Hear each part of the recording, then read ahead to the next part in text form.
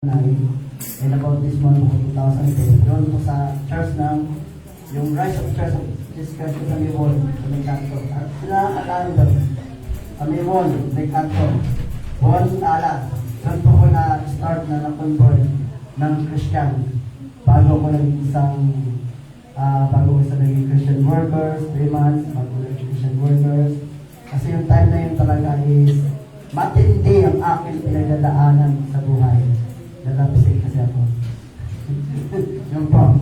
So, maraming salamat kila Pastora, kay Pastor Tim, na hindi ko akalain na isa rin ako maging speaker dito sa church nito. At actually, gusto ko sanang tumanggi kasi nakakahiya. Pero ang Diyos talaga ang nagbigay nito para makapagbahagi rin po ng salita ng Diyos sa inyo.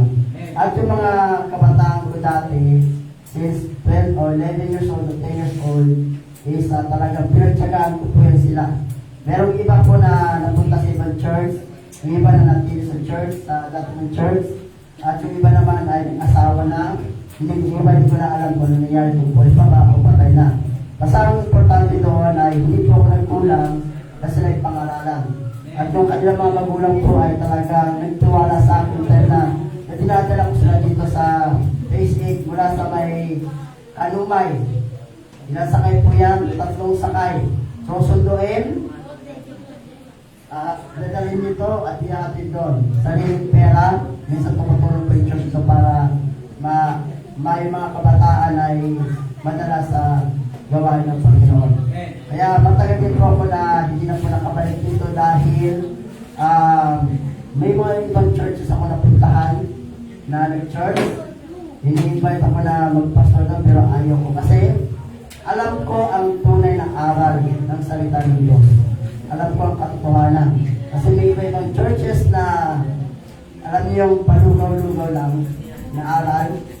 Bawal sitahin. Yung kasi baka maubos yung mga members sa church. Alam niyo yung pastor yan. Pastor, parang yung pastor? Ay po?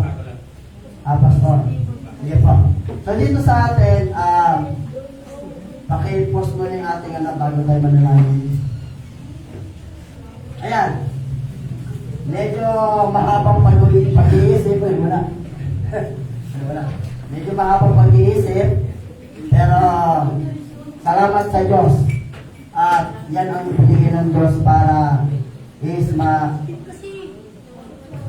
nawawala siya po. So, nawawala po. Maganda sana po ng Diyos. Nawawala ka so. Yes.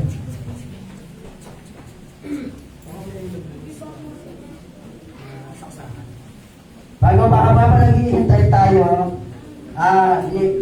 please lang po, yung may mga cellphone, please lang po, off kung wala naman po importante na kayo ay i-chat o tatawagan o kayo tatawagan.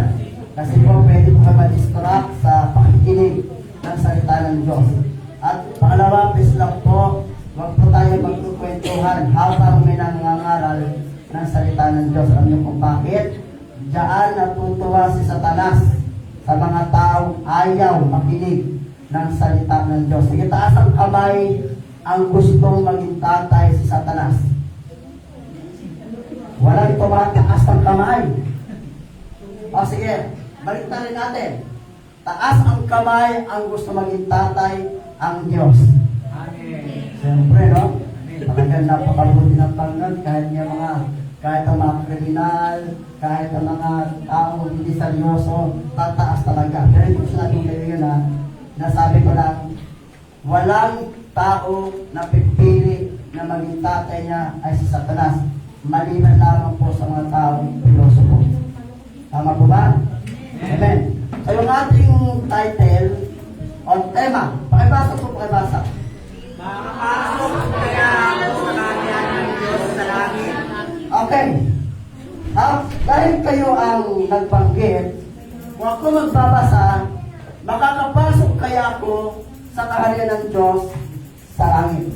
Tanong niyo sa inyong sarili, makakapasok kaya ako sa kaharian ng Diyos sa langit? Ito ay tanong sa ating sarili. Pero bago tayo magpatuloy, nakalimutan ko may sinabi si Pastor sa akin, check background. Hindi po ako tatayo dito sa harapan ninyo na di ako dumaan sa matinding pag-aaral sa Bible School. Sa Cebu, unang nag-aral ako sa Asian Harvester, sa may Don Antonio, sa mga pastor, sa mga gustong pastor, sa mga gustong magturo sa salita ng Diyos. Since 2012, pinadala ako doon sa Cebu para mag-aral ng more than 6 na taon. Habang nag-aaral kami, nag-mission po kami sa buong Pilipinas po. Pilipinas lang po. Wala po kasi ibang bansa. Kasi ibang bansa siguro, hindi na ako makapagsalita ng Korean, Chinese, mas maganda yung Tagalog, na? Salita mga Cebuano, Ilocano, Bicol, ang mga salita. Pwede pa siguro mabilis aralin na, pero karamihan ng salita ko ay Cebuano. Kung makapagsalita ko ng Cebuano, okay na yun. Pero magtatagalog po ako, hindi po ako magsisibuano. Yan po ang background ko po ay nakapag-aral po ako ng Bible School at graduate po ako ng Bible School. Kaya hindi basta-basta ang magtuturo dito na wala kang alam sa pagtuturo ng salita ng Diyos. Ganyan po ba? So dito tayo ay manalangin. Lahat tayo magsitayo. Ayun po tayo. Lahat po tayo ay pumikit. Wala po tignigan. Pusugin ko mata po nakadila. Bigyan po natin tayo. Bigyan natin ng mataas sa pagrespeto ang ating Diyos na buhay. Dakilang Diyos na makapangyarihan sa lahat, sa pangalan ng aming Panginoong Kristo na Diyos na pinaglilingkuran. Sapagkat ikaw lamang ang nakakaalam ng lahat ng bagay sa langit at sa lupa. Ikaw po ang nakakaalam ng bawat iniisip ng mga tao dito sa mundo. Inaasahan namin, Lord, dinadalangin namin sa iyong pangalan, Panginoong Kristo, ang lahat na nandito sa loob ng panambahan ay magkaroon po ng pagka-interesado at ibigay namin sa inyong Panginoon ang aming buong puso, buong kaluluwa at buong lakas upang maipakita namin na kami tunay na mapapapilan sa inyong papapasukin sa inyong kaharian, Panginoon. Una sa lahat, Panginoon, lumalapit kami, nagpapakumbaba at humihingi ng kapatawaran sa lahat ng aming nagawang pagkakasala. Patawarin niyo kami, Panginoon, kung kami nagkasala sa isip, sa salita at sa gawa. Hugasan niyo kami sa inyong banal na dugo upang kami po ay maging karapat-dapat na magpapakumbaba sa iyong harapan sa trono sa kalangitan, Panginoon. Panginoon, gabayan niyo kami sa inyong banal na Espiritu upang lahat ang aming puso, ang aming isipan, ang aming kaluluwa, ang aming Espiritu, Panginoon, ay magkakaroon ng pagkakaisa upang pakinggan ang tunay na aral niyo, Panginoon Diyos, upang ito intentibo sa aming puso, Panginoon, at ito aming i-apply at may pag-aral namin sa lahat ng mga tao dito sa mundo, Panginoon Diyos. Gamitin niyo po ang aming buhay upang may pakita namin, Lord God, na hindi kami kayang talunin sa talas, kundi kami, Lord God, ay binibigyan ng kalakasan upang daigin ang trabaho sa talas dito sa mundo, Panginoon Diyos.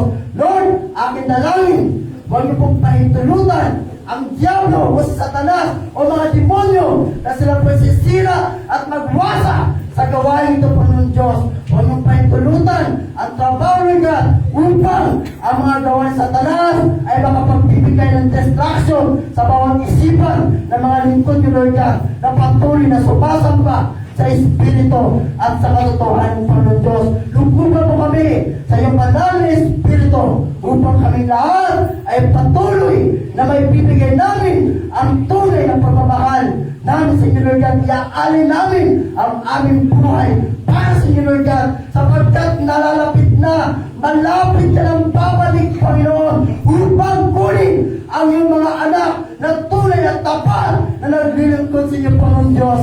Hallelujah, Jesus Christ, hallelujah. Patuloy ka banal na Espiritu na lulukog kasama ang mga libo-libong anghel upang ang buong panambangin tulad ka kami lahat ay magpuspos sa banal na Espiritu at mapuno sa kalaman, katalinuan sa iyong mga salita, Panginoon Diyos. Pura si karabahan mo. Patuloy ka banal na Espiritu na pagkakatawa katok sa aming puso, Lord God, upang ikaw ay aming papasukin dito sa aming puso, sa aming buhay, na ikaw na ang maghahari. Panginoon Diyos, salamat po na marami, Lord God. Ya Lord God, sa oras na ito, ikaw ang manguna sa aking buhay. Hindi ang aking kakayahan, hindi ang aking katalinuhan, kundi ang iyong kaalaman katalinuhan ang mangingipabaw sa aming buhay, Lord God. Kaya Lord, maraming salamat, Lord God. Ipinagkakatiwala namin ang oras nito mula sa umpisa hanggang sa pagtatapos, Lord God. Ang kapayapaan, ang pag-ibig, ang kadakilan, ang kapangyarihan, ang patuloy na maghahari sa aming buhay, Panginoon Diyos. Maraming salamat po, Lord God. Ikaw, Lord, ay aming pinabalik ang lahat ng kapagpasalamat. Tangi lamang sa inyo, aming Panginoon Kristo. Lahat ay magsabi ng Amen. Amen. Sige pa, focus lang po dito. Wala pong mag-uusap sa likod. Importante po ang araw na ito. Wala pong magsa-cellphone. Please stop po. Uulitin ko, huwag makikipag-chat sa araw ng gawain ng Panginoon. Kasi kung gagawin natin yan, mas pinapapaboran mo ang kagustuhan ni Satanas. Amen po ba? Amen. Ulitin ko, makakapasok kaya ako sa kaharian ng Diyos sa langit? Nasaan ba ang langit? Siyempre, maraming taas. Diba? Ang langit po ay mayroong tatlong klase. Pero ang tinutukoy ng kaharian ng Diyos sa langit ay doon po sa ikatong langit, tinatawag na above heaven, yung tirahan ng Diyos. Walang sino mang taong scientist na matalinong tao sa mundo ang makakarating doon sa ikatlong langit, kundi ang tao lamang na namatay, kaluluwa lamang po ang makakapunta sa langit. Ngayon, ulitin ko, taas ang kamay ang gusto makapasok sa langit. Amen. Sure kayo? Amen. Sure? Gusto nyo ngayon na? Yes, paano po yung teksto? Pakibasa po natin lahat. Pasa po. Hindi lahat ng tawag sa akin, Panginoon, ay papasok sa kaharian ng langit. Hindi ang mga taong sumusunod sa pagkuban ng aking Ama na nasa langit.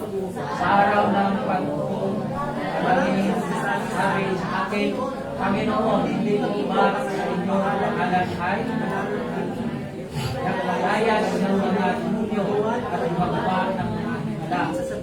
Ngunit sa Espiritu ko, ngayon ko para sa akin sa mga. Next po, next. Oy, langit.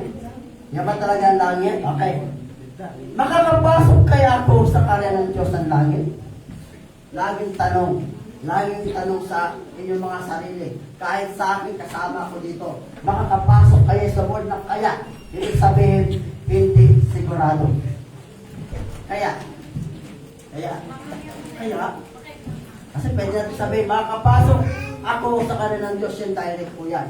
Yung word na kaya, pwedeng oo, pwedeng hindi. Tama na? Amen. Napakabait ang mga estudyante dito sa Lord's Church. Praise God. Next pa. Sabi, lahat ng tao sa mundo ay naghahangad na makapasok sa kaharian ng Diyos sa langit. Sa kaharian ng Diyos sa langit, kung saan ang tirahan ng Diyos. Pero, may malaking problema o hadlang sa paglapit ng tao sa Diyos para maglingkod ng tapat sa Kanya. May malaking problema.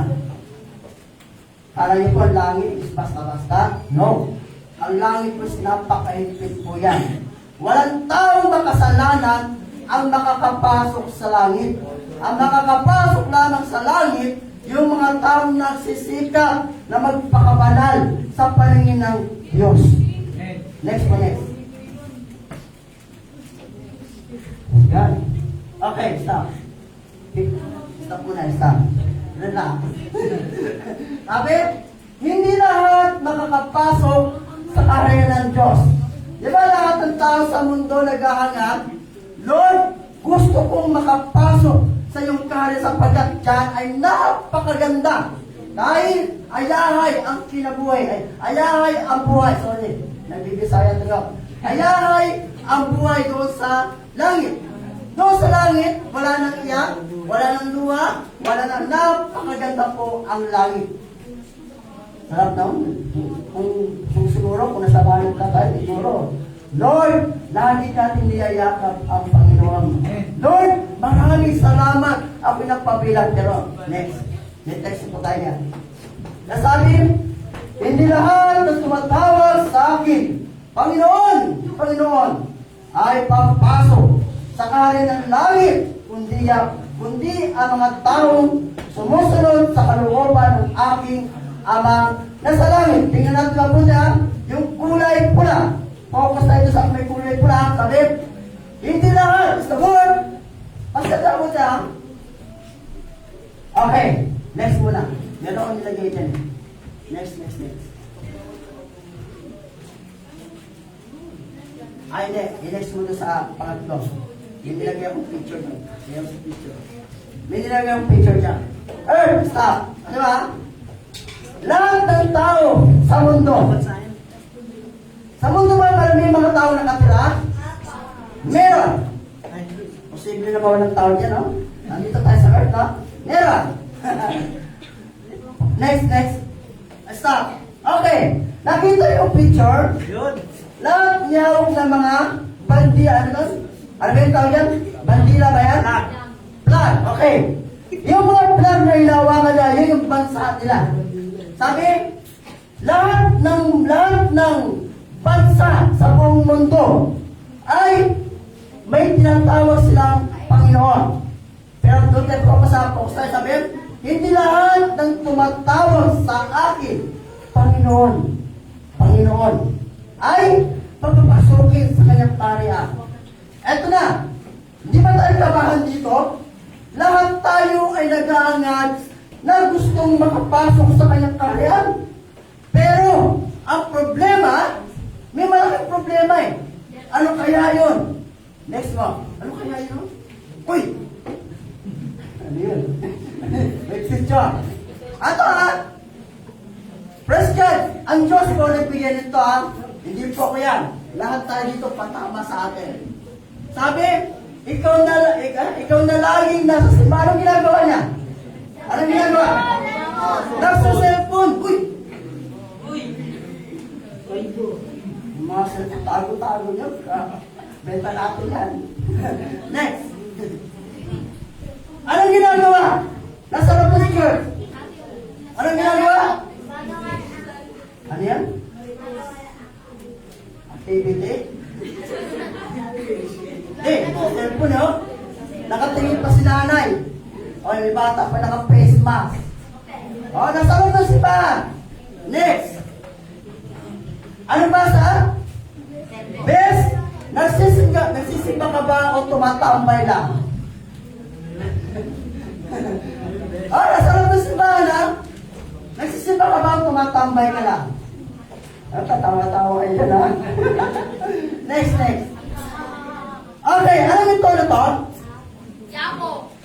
Yapo ba ito? Yan po ay lahat ng mga tao dyan, iba ang sinatawag ng Panginoon. Alin? Itong nasa gitna. Yung nasa gitna, ha? Yung tao na nakaganon, pero hindi humihinga. May hangin yan. Pero inahagisan ng panyo, pinaganyan, hindi mo akalain na yung panyo ay binato, yun ay may virus, tapos nagbato, yung pupunas mo sa mukha mo, aray. May virus, hindi sakit ka. Di ba? May hangin.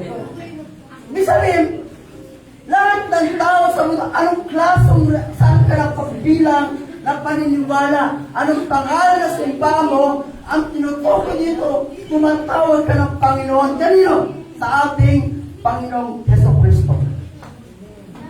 Tama, di ba? Di ba? Minsan nakakalimot. Pagtulog. Ay, Lord, salamat. Sa pagkising, salamat. Sa pagkain, nakakalimot na na magpasalamat. Na? May tumatawa dito. Okay. Ang pinakapunto dito, Ang pinakapunta, baliktadin ko sa may texto system, pataas. Ipataas natin. Pinakapunta, taas pa. Okay. Ang pinakapunto dito, na dapat natin maunawa mga bata sa likod, makinig. Magawa na. Ang pinakapunto dito, sabi nito, hindi lahat ng tumatawag sa pangalan ng ating Panginoon Kristo ay nakakapasok sa kanyang kaharian. Malinaw po, di ba? Napakalinaw. Siguro, ngayon, alam nyo na. Dapat, maseryoso na tayo. Sunod, bago natin itutok yung sunod na, sunod sa next texto. Lucas chapter 6:46. Ay, basa po. Lahat po tayo babasa.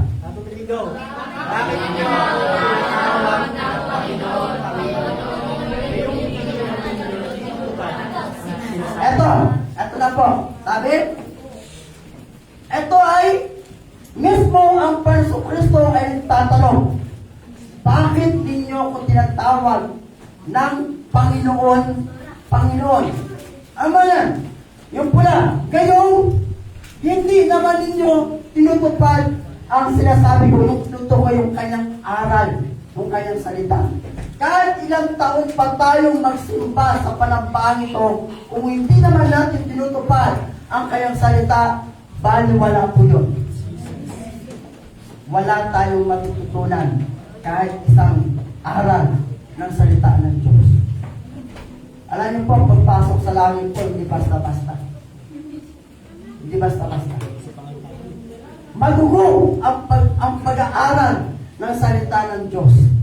Kahit pa yung mga may alam na sa tunay ng aral ng salita ng Diyos, hindi makakaligtas eh. Kahit ako, kahit si Pastor, kahit sino sa atin dito, ay talagang sinasala ng Panginoon. Sabi, tawag tayo ng tawag ng Panginoon, pero hindi naman natin tinutupad ang kanyang sinasabi, ang kanyang aral, ang tunay ng aral ng salita ng Diyos. Baka pag-pray ka, ito nga mag-pray. Ikaw lang. Naalala ko naman yan bago lang ako sa Christian. Nagulat talaga ako. Tinatawagan pa namin si Father Leo ang mag-closing prayer.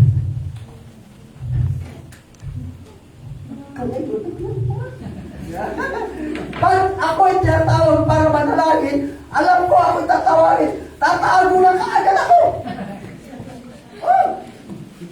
Sakala ko papasok ng simbahan, pagtapos na. Kahit ang pagkain gano'n din. Marinig ko, Brother Leo, bawag mo pray. Ano mo, tatago na ako, ayaw ko manalangin. Takot ako. Pero nung naunawaan ko, kailangan palang matuto tayo manalangin sa Diyos. Kasi ang pag tayo ay nananalangin, yan ang pakipag-usap natin sa Diyos na hindi nakikita. Hindi lang yan. Napakadami pong aral ng salita ng Diyos. Next.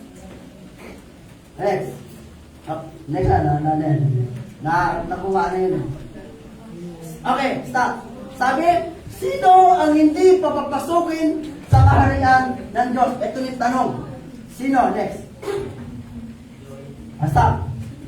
Mga tao na hindi pa kumikilala sa tunay na tagapagligtas. Sino nakakilala? Taas ang kamay. Sino ang tagapagligtas natin? Sino? Taas ang kamay. Yung iba, hindi lang kilala. Next.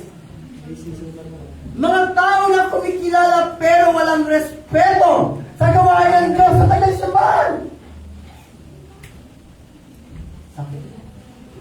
Lord, sorry. Sorry, Lord, sorry. Mga tao na kumikilala. Wait lang.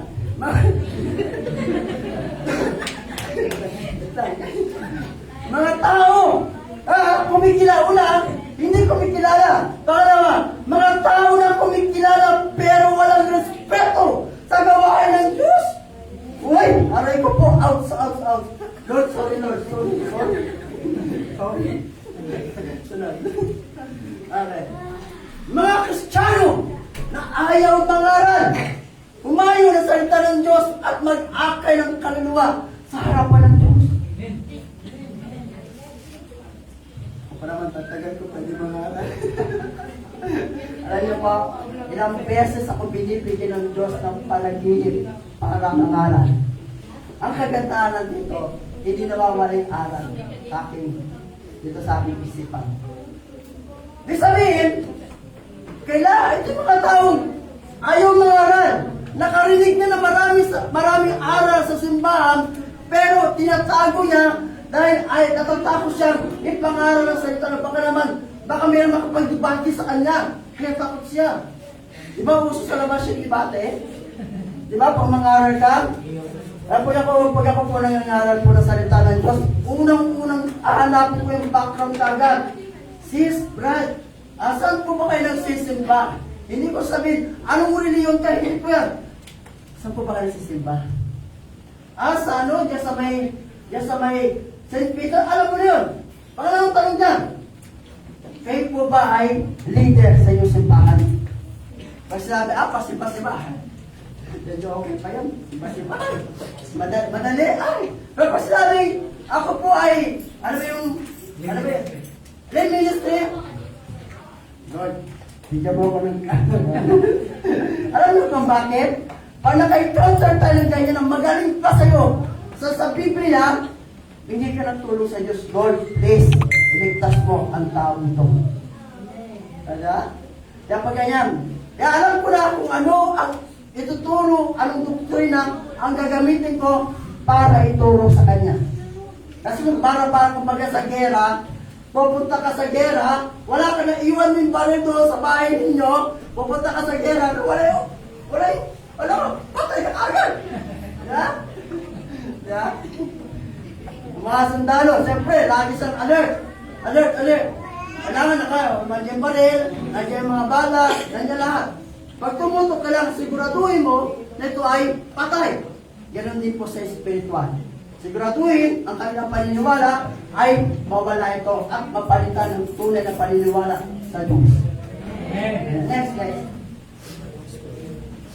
Ayaw tumalo sa ibang activity sa simbahan ng Diyos. May schedule po ba tayo? Meron schedule sa church, no? Anong schedule? Wednesday, Friday, Sunday. Hindi mo naman sinasabi yan. Pero ito ibinigay ng Diyos sa akin eh. Ibig sabihin, mas sikap tayo. Ako talaga inaamin ko. Pag galing sa trabaho, iniisip ko, sabi ko, Lord, makakaabot pa kaya ako? Sumasakay ako ng libre sakay. Siyempre, pipila ka doon. Hihintay ko ka doon. Diba, hindi? Oo. Talaga, sabi ko, Lord, ano pa masahe? Siyempre, may bus tayo dyan. Libre, diba? Pila ka na mahaba, kailangan. Ano ba yan? Tagal-tagal, di naman pwede yun, diba? Sabi ko, Lord, gusto ko maka-attend ng gawain sa church. Lord, sana makakuha ko ng motor. Tama di ba motor? Pagkaling mo trabaho,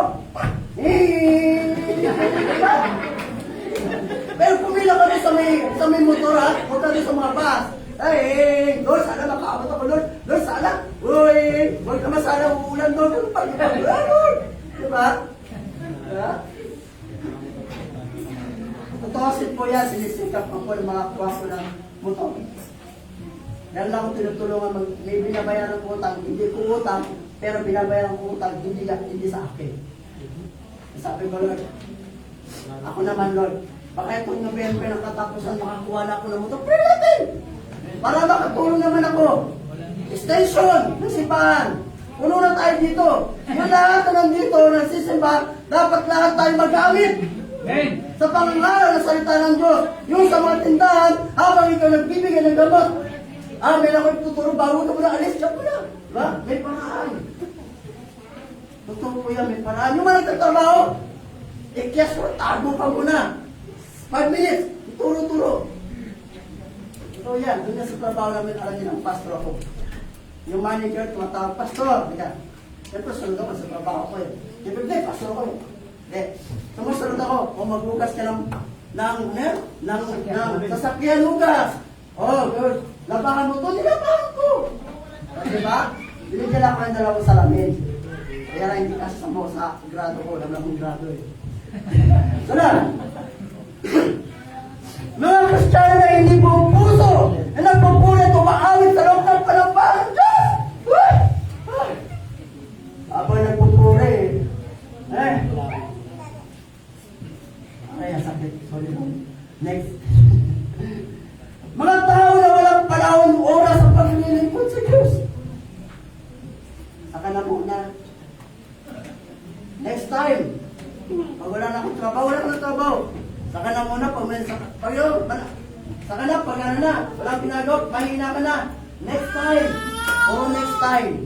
Hindi ako makulit talaga ako. O sabi, wala ka na. Totoo na. Nasakyan, nasakyan. May papasahin, may papasahin. Wala sa Luzon, para mga Mormons lang po yan. Alam niyo yung Mormons? Nakapagbago naman yung mga pangalan ng Mormons, yung mga foreigner na magiging ng Tagalog. Gagawa sila ng paraan para makapag-church ka. Wala akong sapatos, bigyan ka sapatos. Wala akong damit, bigyan ako damit. Wala akong business, bigyan ako business. Gusto mo kung ganun tayo, pwede na? Doon sila. Doon sila. Kasi alas 12. Lahat ng tao ay harap sa paghuhukom ni Jesucristo, mabuti man o masama. Lahat ang unang Corintians chapter 5 verse 10, hindi ko po sinulat. Sabi, lahat ng tao, isang lahat na nakatira sa buong mundo ay haharap sa paghuhukom, mabuti man o masama. Pag nandito na tayo sa paghuhukom, wala na po tayo ligtas. Next po, next. Next. Matthew 7:22-23, pakibasa po.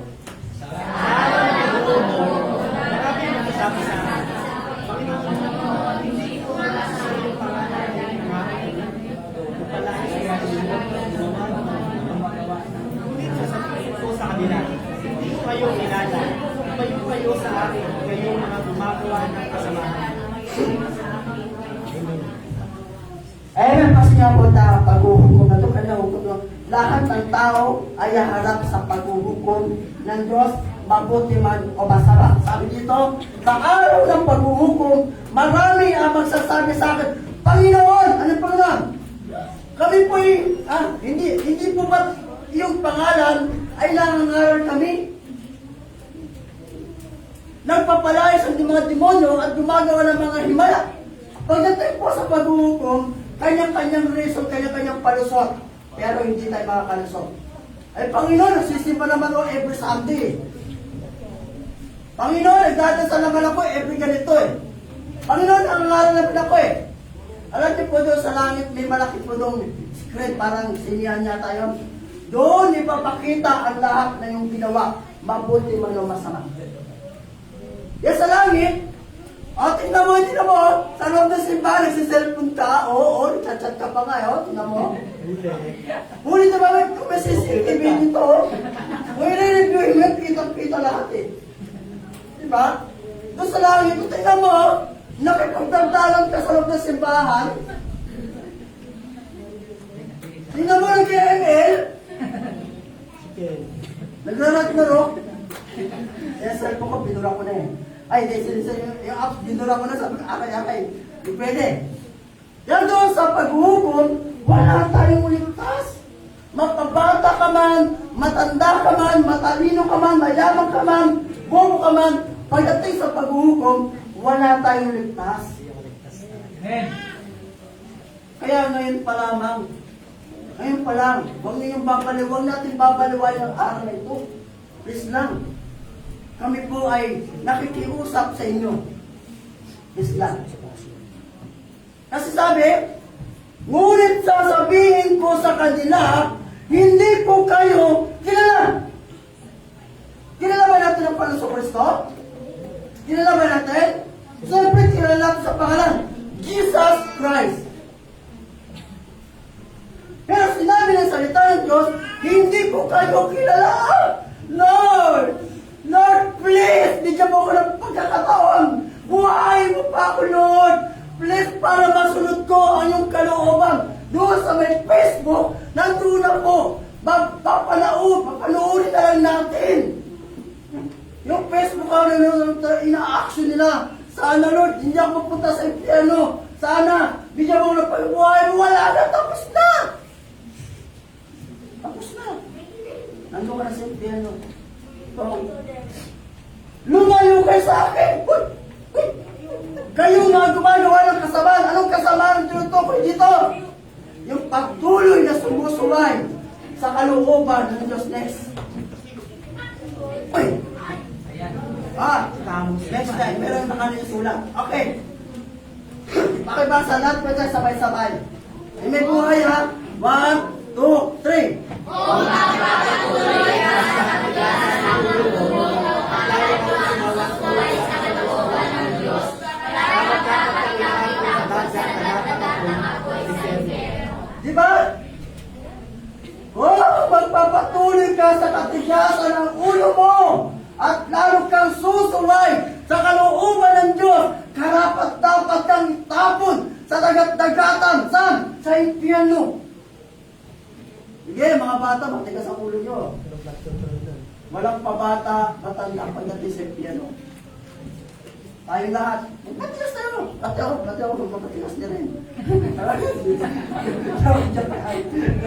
Okay, oy, nawala. Kaya dito, yung nahuhulog na yan yung mga taong kumikilala at hindi kumikilala. Pero patuloy na sumusuway sa kalooban ng Diyos. Amen. Mga sunod na linggo, wala na kayo dito ha. Aray po tayo po dito. Tuloy-tuloy lang po tayo nito. Yes. Ano ang dapat kong gawin? Ano ang dapat kong gagawin para mapabilang ako sa ililigtas ng Diyos sa huling panahon at makakapasok sa kaharian niya? Eto na. Anong dapat natin gagawin? Sige. Kaya anong dapat natin gagawin? Ano dapat natin gagawin mga nanay? Mga lalaki, ano dapat natin gawin? Sumunod. Next. Sumunod ka sa kalooban ng Diyos. Verse God. Next. Verse God. Sabi, hindi lahat na tumatawag sa akin, Panginoon, ay papasok sa kanilang langit. Sabi, kundi ang mga tao sumusunod sa kalooban ng aking Amang nasa langit. Ano dapat gawin? Sumunod. Kaninong kalooban na susundin natin? Kalooban ng ating Amang nasa langit. Ang kalooban ng Ama, yun din ang kalooban ng Anak. Next. Malapit na tayo matapos, mga brother, sister, mga pastor. Dapat kilalanin mo ang Panginoon Kristo na Diyos at tagapagligtas mo sa buhay mo. Kaya hindi po lahat na pumapasok sa loob ng simbahan, hindi lahat na tuturo sa salita ng Diyos ay kinikilala ang Panginoon Kristo na tunay na Diyos. Ang iba, kinikilala, tao lamang siya at hindi Diyos. Ang iba naman, propeta lang siya, hindi Diyos. Ang iba naman, hindi walang kumikilala. Sarili ko lang makapagliligtas sa akin. Pagtawagin sana ako ng Diyos. Di ba? Ano sabi? Dapat kailangan kilalanin natin. Sino kilala natin? Ang ating tagapagligtas, kundi ang ating Panginoong Jesucristo. Nag-uusap na naman kayo dyan, ha? Next. Magkaroon na mataas na pagrespeto sa gawain ng Diyos sa kanyang simbahan. Kaya pag dito na sa loob ng church, this lang. Huwag natin babastusin ang gawain ng Diyos. Kasi nandito tayo nagtitipon-tipon para sambahin natin ang Diyos. Hindi tayo pumunta dito sa simbahan para makipaglaruan ka, makipagkulitan ka, makipag-chat ka, ay, nandiyan si Chris, ay! Masya, ay! Ako lang si Chris, hindi ako sa mayan. Masama ako. Kaalala ko yun, noon. Nandiyan si Chris. Hindi ko alam na yung Chris na yan ang way para ako'y mapapilang, maglilingkod sa Panginoon. Pero hindi naman naging kami.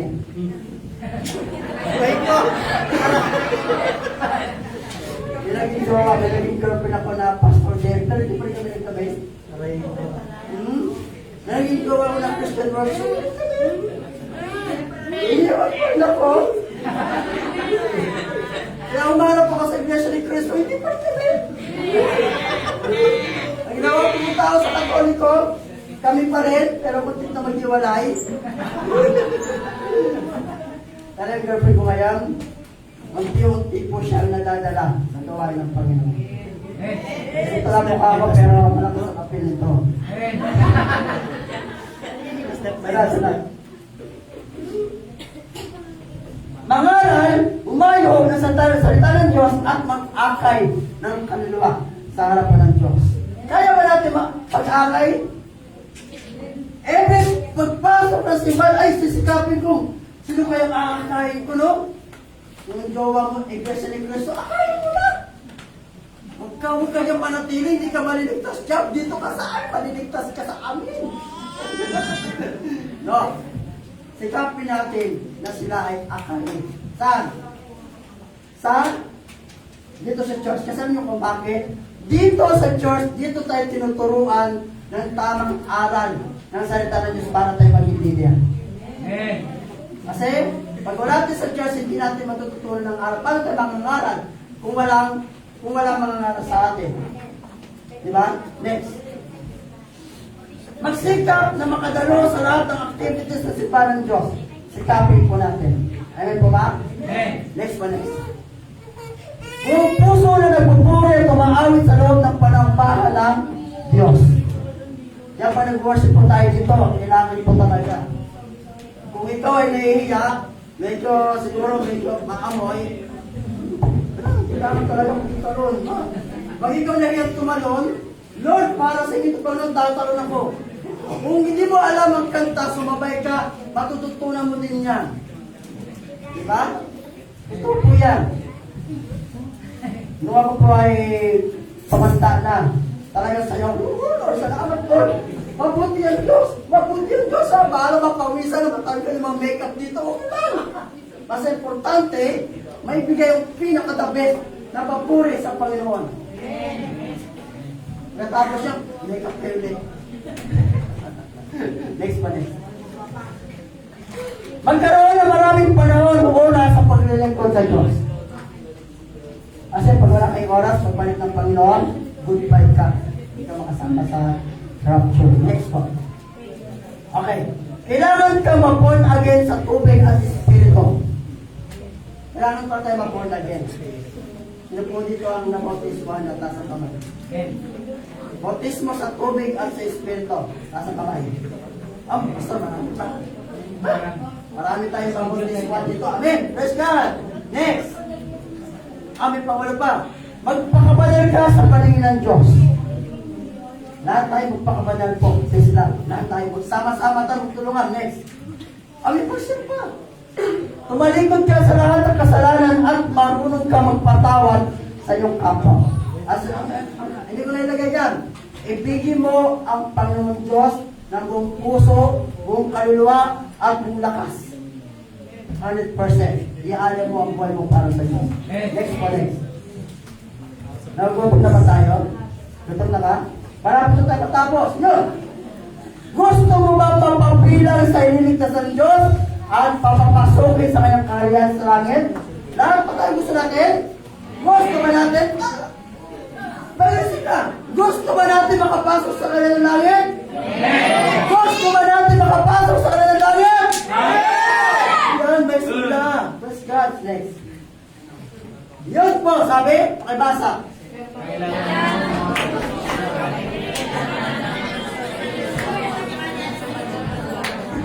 Kaya ng Diyos.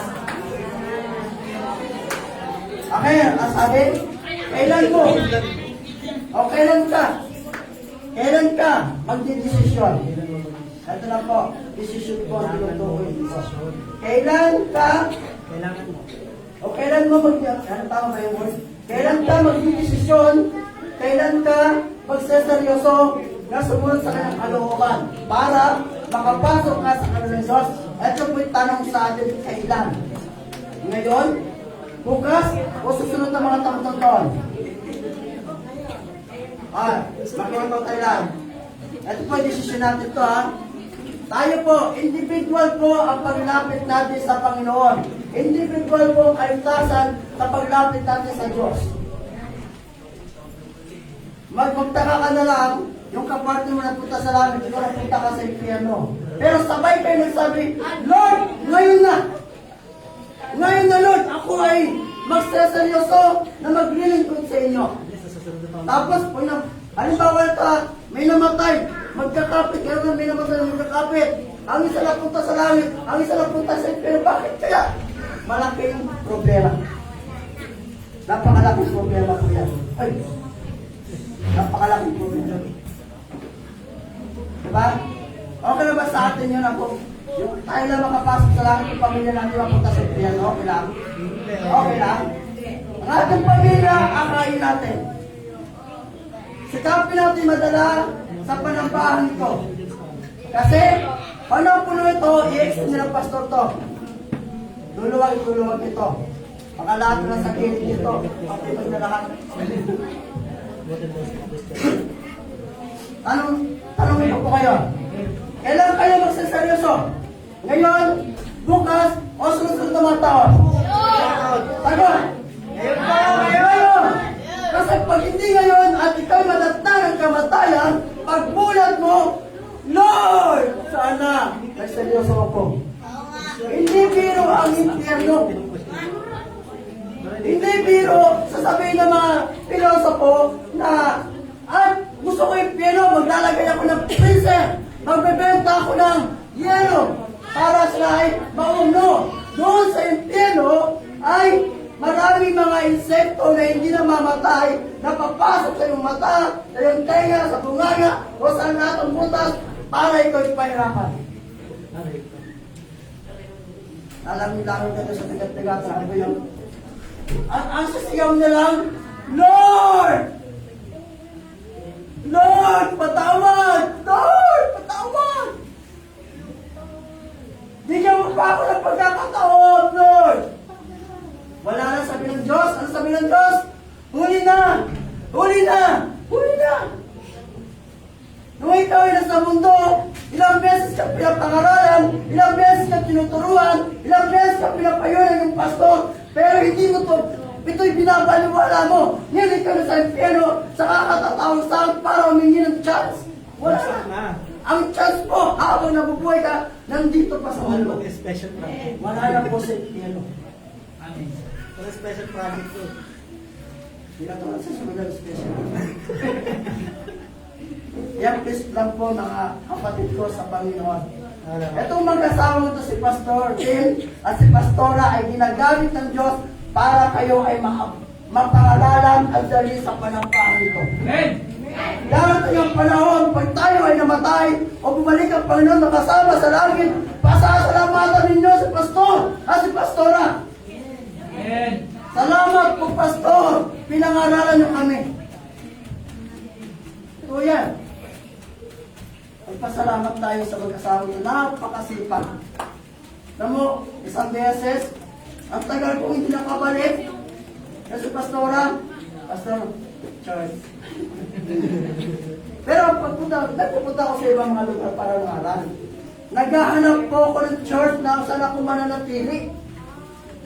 Doon sa Bulacan, nagtayo kami ng simbahan, pero hindi yun ang kalooban ng Diyos. Kaya sabi ko, magpapaalam na kung saan akong church sa Pandi, Bulacan para manatili sa church nito. Amen! Para tumulong. Totoo po yan. Papaalam po ako kasi ginawa ko leader. Kaya lang, ang problema, maraming mga aral na against sa Biblia. Kaya ayaw ko ng ganun. Napakasakit. Sabihin na ito, totoo, okay lang. Okay lang. Magsipa ka lang, okay lang. Ayaw ko ng ganun. Gusto ko, tamang aral na nakasulat sa Biblia. Tamang paliwanag na dapat ipaliwanag. Kasi ayaw ko mapunta sa impyerno. Ayaw ko po. Gusto niyo ba mapunta sa impyerno? Lahat tayo ayaw. Totoo yan. Yeah, kailan? Next. Pakibasa po sabay-sabay. Kailan nga tayo nakakapasok doon, ano kami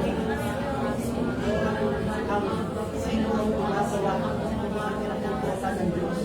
Ang gumagawa ng sinungaling, makakapasok natin doon. Ang mga pangalan ay nakasulat sa aklat ng buhay ng Kongreso. Hindi ka para wala ng buhay. Kaya ka na pababasa. Ating oras is 12 or 40. Okay, tatapos ko para ipasok ko sa pastoral. Sabi sa Pahayag, chapter 21, verse 27. Sa English po niyan, Revelation. The King James Version is Apocalypse. Magaling po tayo. Seryosong bagay, seryosong aral. Huwag po tayo magpalukwento sa ating katabi. Natutuwa sa paraspo. Kailanman ay hindi makapapasok doon ang anumang marumi. At ang word na marumi, ano po ito? Ito yung tumutukoy sa kasalanan na ginagawa ng tao sa mundo. Marumi, sabi, kailanman hindi makapapasok doon ang anumang marumi. Kahit magkatundok lamang yan, kahit napakaliit na dumi, hindi pa rin makakapasok sa karya ng Diyos. Sabi doon, o ang sino mang gumagawa ng kinapupuotan ng Diyos. Ano yung kinapupuotan ng Diyos? Alam niyo na yun. Ano yun? Ang kinapupuotan ng Diyos, ano yun? Ang kasalanan sa mundong ito. Sunod. O ang gumagawa ng kasinungalingan. Yung patuloy ka magsinungaling. Sabihin, meron namang white lie, saka meron namang black lie. Ano ba yan? Tama po yan? Merong white lie. Ha? Ano yan? White lie. Sabihin yung palyata yun. Ano sabi? Meron namang sinungaling na hindi kasala. No. Pag sinabi ka sinungalingan, malaki man o malay, kasalanan pa rin yan. Kung meron kayo tinatago sa bahay ninyo na kriminal, ilabas na. Hindi ka nakakatulong. Tapos nasaksihan mo, tulungan kita. Kahit tayo, ha? Sabi, gumagawa ng kasinungalingan, sabi, yan po ay marumi. Lahat ng kinapuputan ng Diyos, yan ay marumi. Lahat ng gumagawa ng kasinungalingan, yan ay marumi. No? Ang makakapasok lamang doon ay yaon ang mga pangalan ay nakasulat sa aklat ng buhay. Ngayon, kung ang pangalan natin ay hindi pa nakasulat sa aklat ng buhay, tanggapin, ipasulat na natin ang ating pangalan sa aklat ng buhay. Sino ba tumanggap na dito sa Kristo at pinasulat ang kanyang pangalan sa aklat ng buhay? Kahit na ikaw ay napakabanal, pero pag hindi nakasulat ang pangalan mo sa aklat ng buhay, goodbye ka. Ang higpit ng langit, no? Higpit. Napakahigpit. Mahigpit. Kaya, siguraduhin nyo, ang inyong mga pangalan at mga pangalan, nakasulat na sa aklat ng buhay. Siguraduhin natin, ha?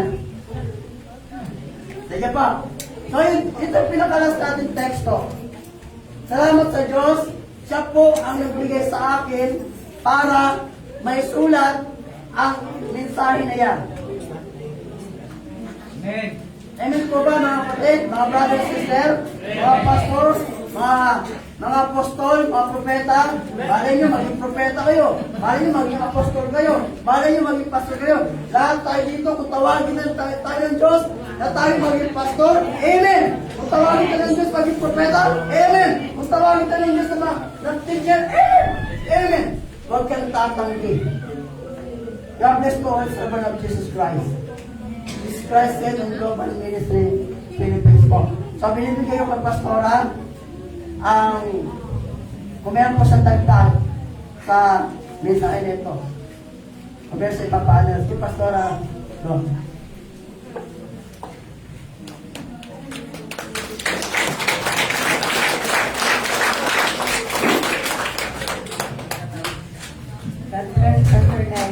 Kaya ko lang nyo na rin yung pag-pilis niya. And we did it. Kailangan kompleto sa church set. Sa ngayon may evangelist na tayo.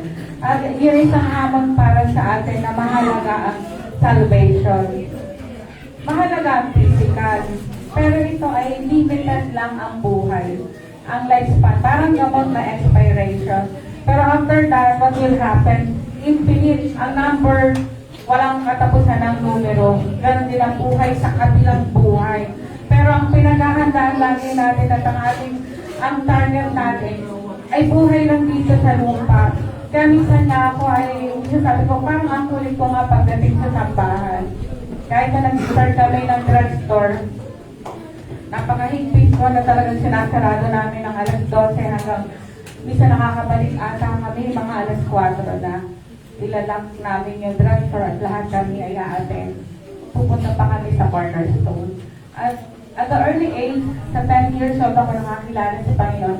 Ang yes ay mabuti kasi 15 kami magkakapatid. Ang nanay at tatay ko ay masyadong debotong katoliko.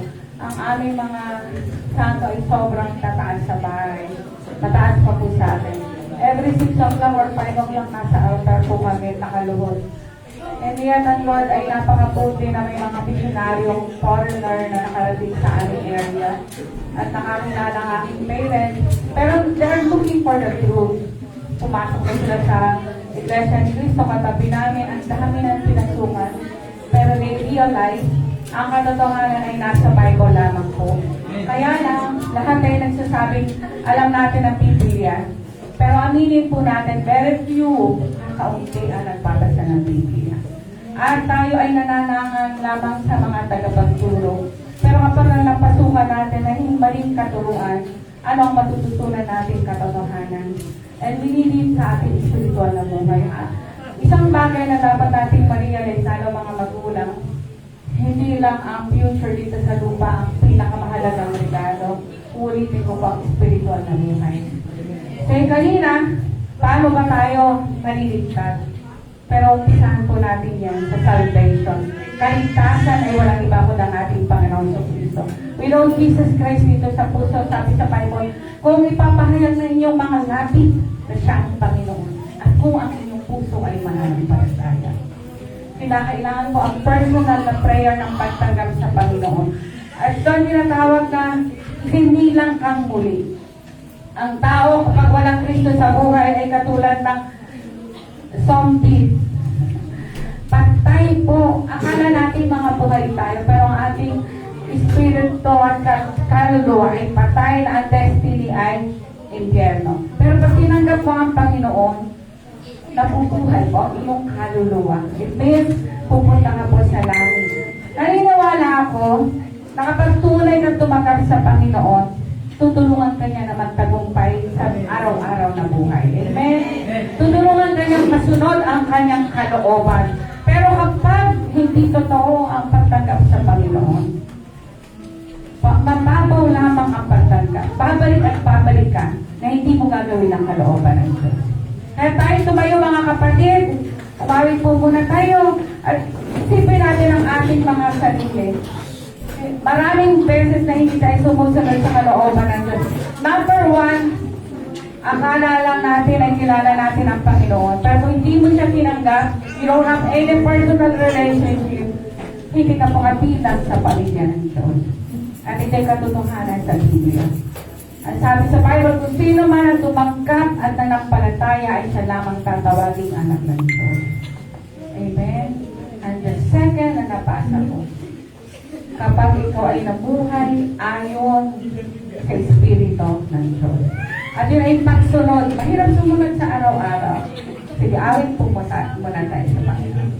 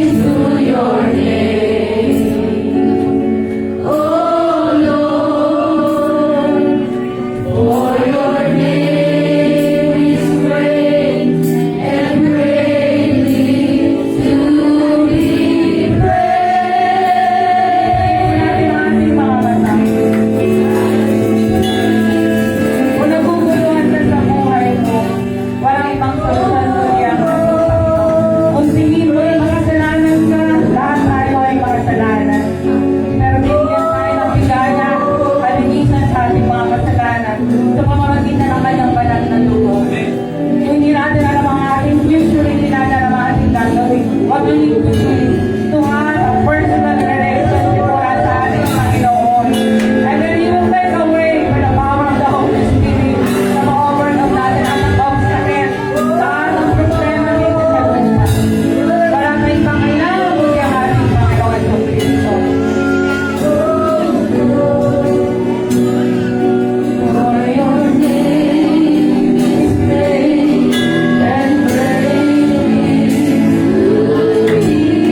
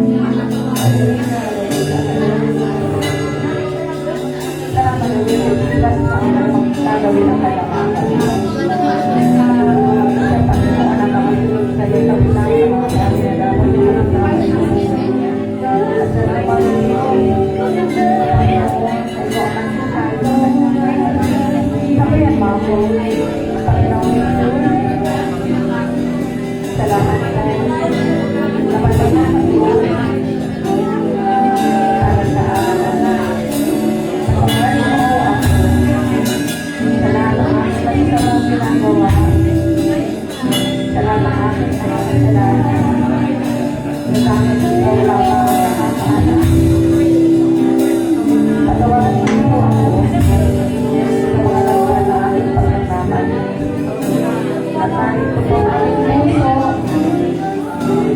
Ilalagay po sa Panginoon Jesus. Ang aming pangalawanan sa lakas.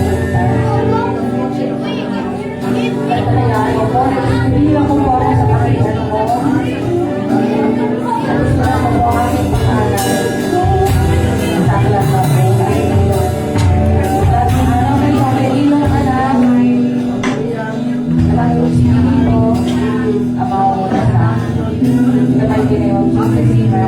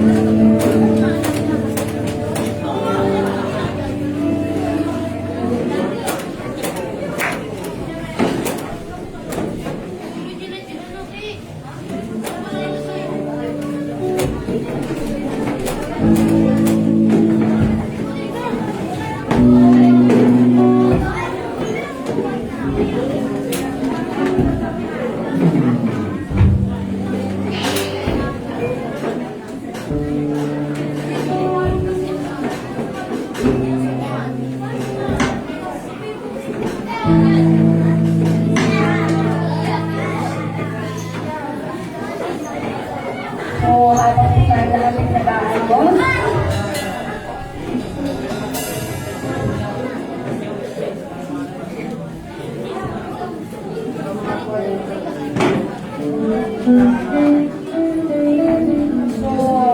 go with our tithes and offering. Babasahin ko po habang nag-iisip ba? Babasahin po natin sa Deuteronomy chapter 8, verse 18. Nakasulat po dito sa Deuteronomy chapter 8, verse 18. But remember the Lord your God, for it is He who gives you the ability to produce wealth. So it is God who is the one who gives us the ability to produce wealth. It is not our own, and dito sa ating tithes and offering. So tithes po is very common sa ating lahat. This is the 10% of our income. Ito is parte talaga to ng Diyos, biblical sa Malakias. Hindi talaga ni Lord ang ikapok ng ating source of income. And the offering is our excess, anything that you want to give with a cheerful heart for the Lord. So, dito po sa ating tithes and offering, Diyos po ang naggagawa ng paraan para tayong magkaroon ng kita.